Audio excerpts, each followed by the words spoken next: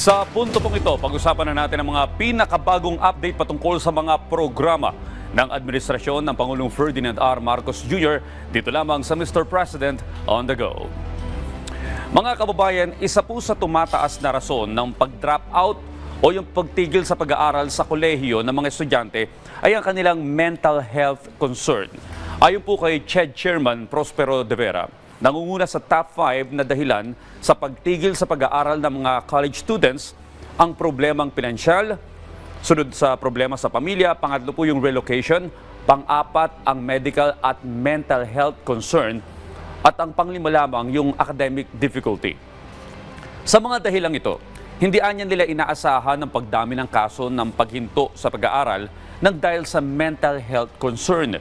Hindi rin po exempted sa mga mental health issues yung mga nasa murang edad. Ayon naman po sa Department of Education, may 1,686 na kaso ng completed suicide at 7,892 na kaso ng attempted suicide sa mga estudyanteng nasa elementary at high school mula noong 2017 hanggang 2023.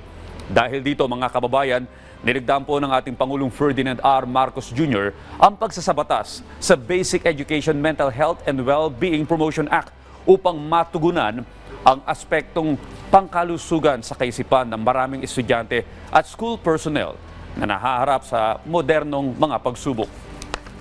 Ayon po sa ating Pangulo, 17% na kabataan ang nagtangkang kitilin ang sariling buhay at 1% lamang ang nagpatingin sa mga profesional.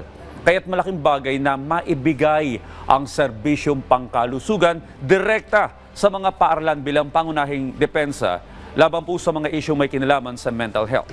Sa pamamagitan anya ng bagong batas na ito, ang mga paaralan ay magiging sanktuaryo na ng pag-aaral at pangkalahatang kaayusan sa tulong ng care centers na pangangasiwaan po ng mga professional at magbibigay ng counseling at stress management workshop at magpapatupad ng mga programa upang maalis ang maling impresyon patungkol sa mental health.